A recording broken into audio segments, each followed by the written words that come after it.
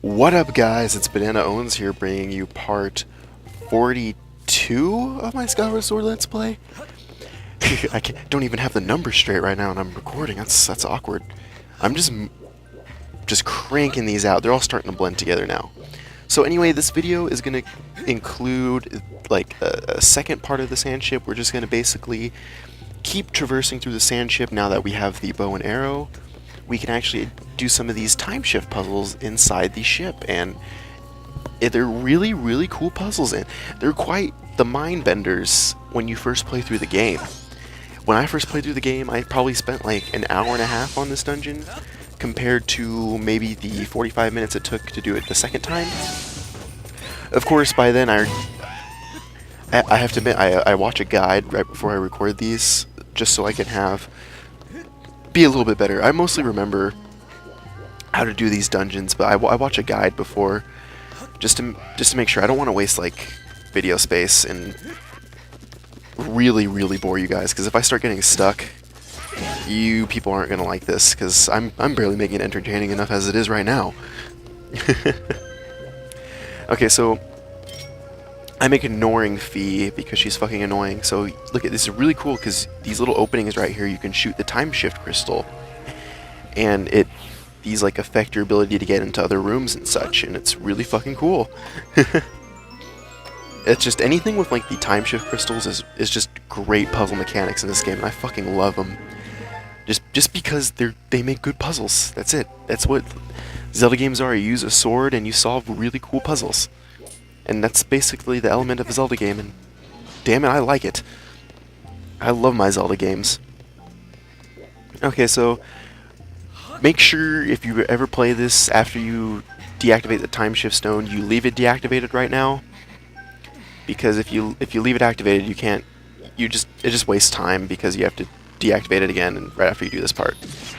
Okay, so you see like there, another cool little instance right there using the bow, where you have to shoot through the fan and hit the little eyeball. When I first played through this game again, I was stuck for like 20 minutes trying to figure out what to do, and I finally noticed the little fan right there. Okay, so let me kill some of these keys right here, and there we go. And you gotta move this block out of the way, because again, there's another little fan right there, which you can use to you stand on this block right here, and then it opens a little gate right there, and you can use it to shoot through the little eye. You can use it to shoot through the fan, and then hit the little eye switch, which opens the door.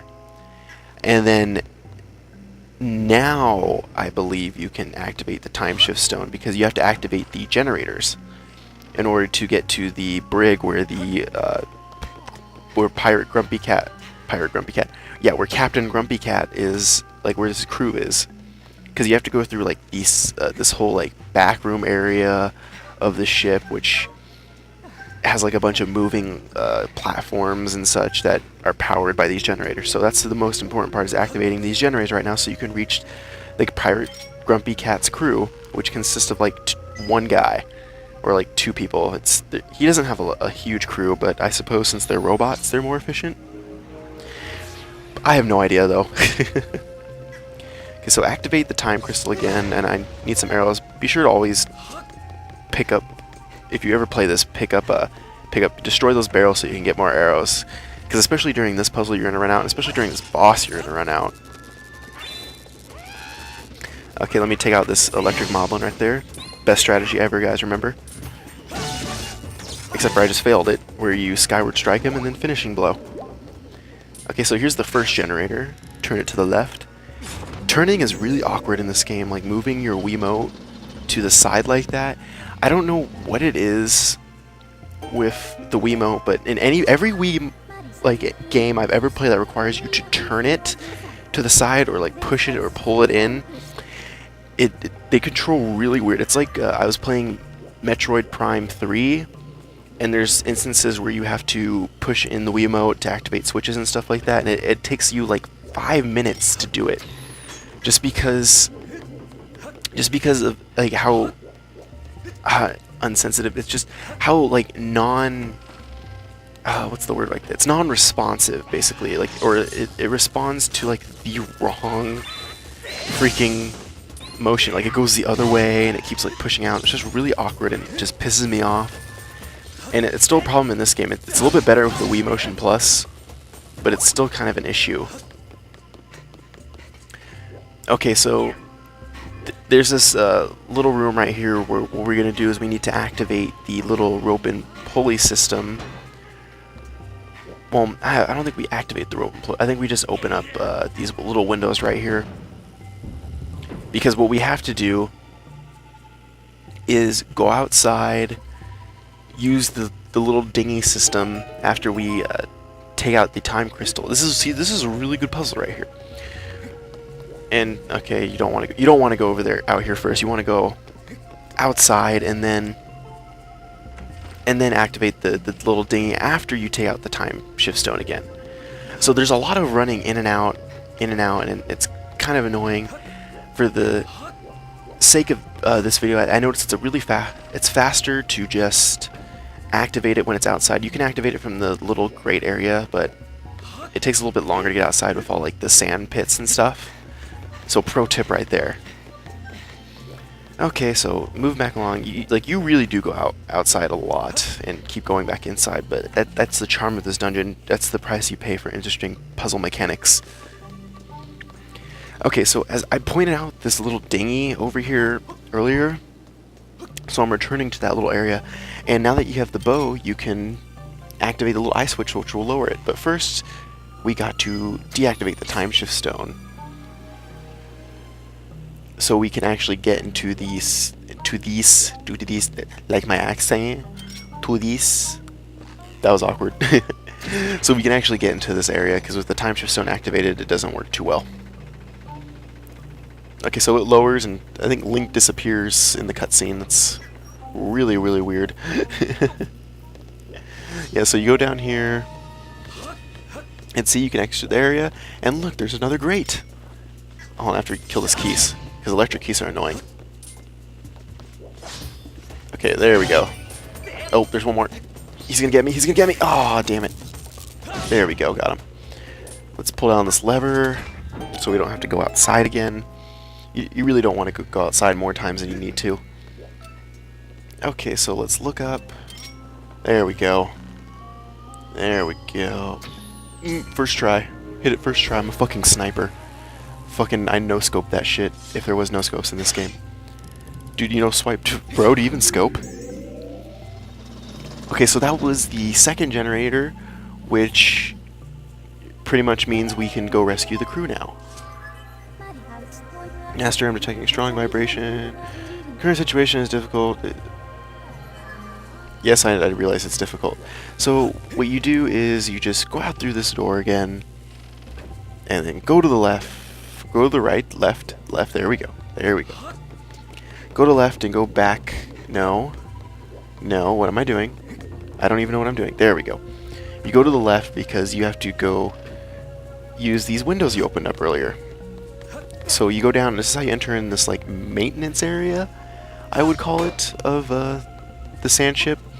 It's just like a bunch of like pylons and... Not pylons, huh? That's a fucking good word. Good reference. Pylons. You don't really use that one in a... No, if you're talking about football.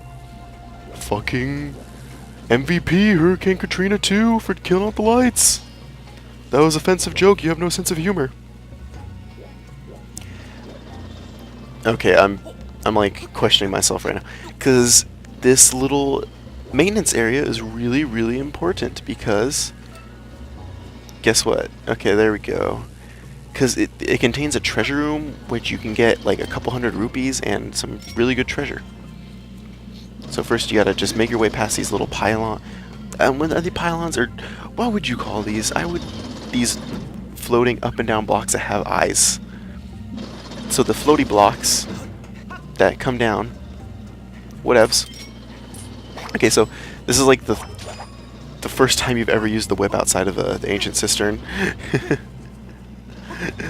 Yay! Yay whip.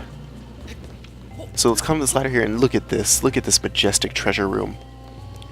I go to the one at the end first, because that's how I feel like that's my one open. I think it's a monster horn. Yes, it is a monster horn, which is kind of, I know, like, it's already cool to get monster horns. I'm very grateful to get one for free, but you can get them off of moblins using the whip. So it should be like only goddess plumes here. Ooh, a silver rupee, that's pretty nice. I always use some more money. Especially buying some of the things from Beetle's shop later on. I think the heart piece is like 1600, and then like the adventure pouch is like 1200 or something like that. But pro tip, you use, if you do Beetle's little side quest that he gives really late in the game, you can get one of his items for half price.